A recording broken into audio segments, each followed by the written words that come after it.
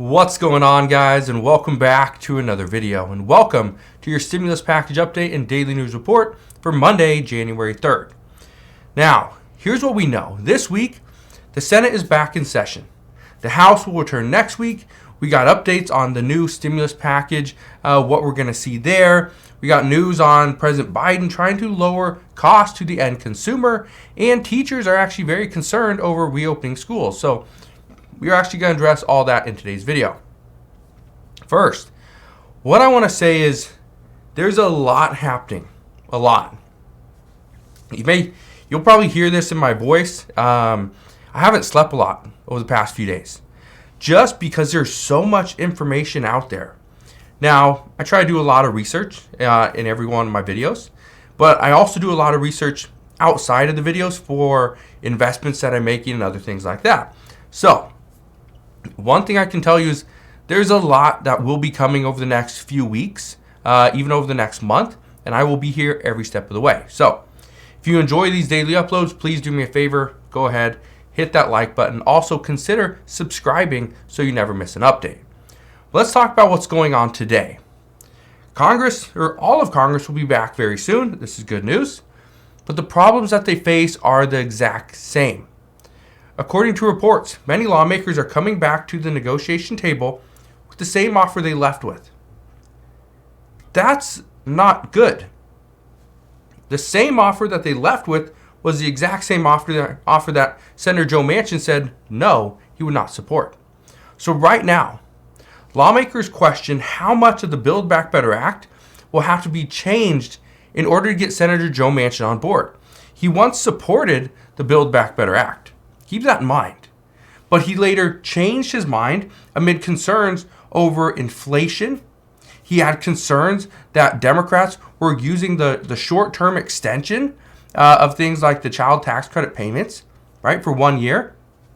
His worry was Democrats were using that short-term extension as a way, or in the Build Back Better Act, as a way to permanently extend these provisions. Now, these were some of the reasons why his support changed to opposition very quickly, but just keep in mind that he could also switch back. And according to reports yesterday, what we heard was that, and this is coming from Axios, is that Democrats are still planning on negotiating with Senator Joe Manchin. That's their first option and their best option at this time. They hope they can change the bill enough, not too much, but enough to get his support.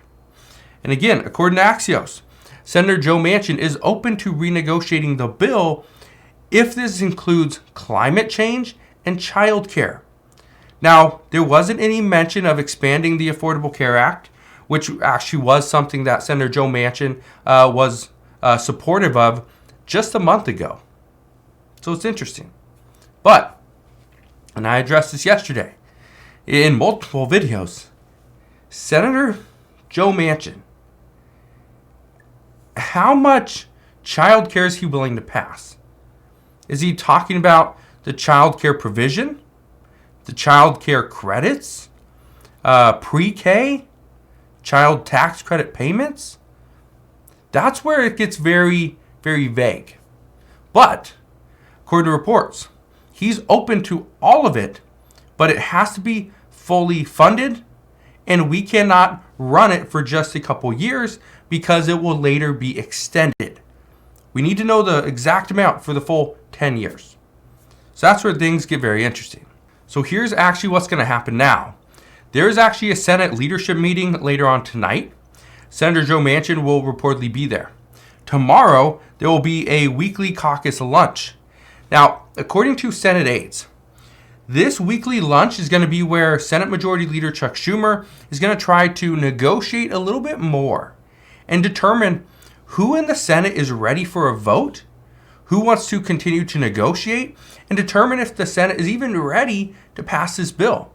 So, according to these statements, we could have more answers coming tomorrow regarding the Build Back Better Act. Now, one thing I do want to address is I got a lot of questions from people and comments, which I absolutely love. You guys are asking to find some stimulus payments in your specific city or state. I promise I'm going to do that. I will probably do that either later on today or tomorrow. It takes a lot of research to figure out if a specific city or state is providing any stimulus payments. So just keep in mind, I'm not putting you off. I just have to do the research. So I will do that. So make sure you go ahead, subscribe to the channel so you don't miss that update. Now here's a story that I was reading this morning I thought was very interesting. The IRS, or IRS experts, are warning that Americans could see that their tax returns are much smaller this coming year. And here's the reason. The reason is because of these child tax credit payments. According to this report, those who actually qualify for the child tax credit payments are going to see their returns will be up substantially due to the second half of these $3,600 or $3,000 payments. But here's what you need to keep in mind. Let's say you normally get a $2,000 child tax credit payment, which is what most people do, right? That's what it is. That's what it's been over the past few years. Here's a problem. Let's say you get $1,500, half of the $3,000 payment. You get that in 2022. Well, let's say you normally get a tax refund of $6,000, right? You get some refunds and then you have, let's say, 2 kids. Okay.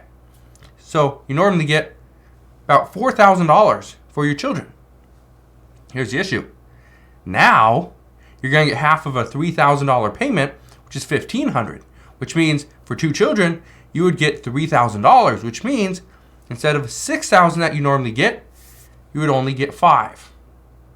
So the reason why this is a problem is because many people are going to expect the amount that they always get. That's probably what they're banking on. But according to IRS experts, that's not the way it's going to work. If you are normally getting this $2,000 child tax credit payment, in previous years, it's going to be cut and reduced because they've already paid out half of the $3,600 or $3,000 payments. So that's turning into a major issue. Now, one of the other issues is that people who received, let's say, the $300 payments for a child between 0 and 5, you already received the $1,800. But let's say you don't qualify. Because your income, you just don't qualify. So instead of receiving a $2,000 payment or a refund for your child tax credits, instead of that, you're only going to get $200. $200, not $2,000. Because you already received $1,800 throughout the course of 2021. And it's because of this that experts are saying that Americans probably don't realize that this is going to happen and that such large tax credits aren't going to be there at the end of this year. And for many people, that's really going to hurt. So what I can tell you is just be on the lookout and remember that you already received half of the payments. So if you spent that money and it's gone, it's gone. There's nothing you can do about it. But at the same time, you'll get the other half in 2022. So now let's talk about what the Biden administration is going to do to try to slow down price increases. Now, one of the things that they're trying to do, well, obviously gas prices were a big one. The next big one is regarding grocery products and meat. So reports today say that President Biden is going to meet virtually with farmers, ranchers, and independent meat processors in order to discuss the administration's plan, as of right now, to create a fair and more competitive supply chain of meat. The big issue right now that farmers are actually facing is that they're seeing lower profits, but at the same time, U.S. consumers are actually paying more for their products at the grocery stores. And so how does this work? What's the reason for this? That's what President Biden wants to figure out. So, President Biden's plan is to figure out what he can actually do at this time to not only help the farmers and the ranchers, but also help them be more profitable, but at the same time lower the cost of the goods for the end consumer. That's you and I. And I've heard this for almost the past year, maybe a little bit longer, that prices of meat, bread, milk, cheese, all these different products are getting more and more expensive, and it's more difficult for lower income families and even middle income families to pay for these things. So hopefully the steps and the plans that go into place today will actually help. But let's talk about a statement that Dr. Anthony Fauci made the other day. Because Dr. Anthony Fauci believes that opening schools for children is the right call to make at this time.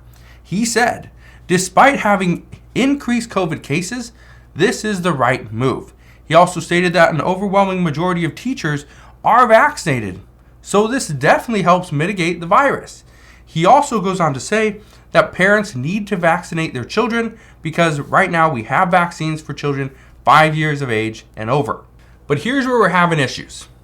Right now, teachers and their unions are actually extremely worried about them because they're asking, what happens to teachers when they fall ill and must isolate at home? Who then teaches the class, or will it be all online? And if it just turns to all online, why wouldn't we just go online for the next 2 to 3 weeks, right? Slow the curve, and then we go back to in-person learning. They also ask, what happens when a teacher must leave midday because they feel sick and there's nobody there to teach the class? Does the school call the parents and have them pick them up because now those students were exposed to that teacher who now is sick and potentially will test positive? Or does some other teacher come in, teach that class, and risk potentially being positive as well? So the unions are questioning the guidance of the CDC at this time, and as of right now, so is the CDC. Just to give you an idea, we could see changes coming today regarding the guidance that the CDC made last week. So be prepared for that. But what I can tell you is it's interesting the steps that we're making right now, because some of the steps we're making are not very big strides, very small steps. And in many cases, especially regarding the CDC, we make these little steps, and then we kind of backtrack and we go a different direction. The reason for that is because they are being questioned every step of the way. And right now, some of the questions that people are asking, they're legitimate questions. Why did we cut our isolation from 10 days to 5, but yet we don't require testing at 5? Some people question that. Is that a good move? Let me ask you, do you think people should be testing and testing negative to go back into the workforce? Or do you think, okay, there's science behind the idea of, yeah, after 5 days, you're not that infectious. Is that okay? Let me know your thoughts down in the comment section below. But that's what we know at this time. So just want to thank you guys for watching. Have a wonderful rest of your day. Consider subscribing, and I'll see you guys on the next one.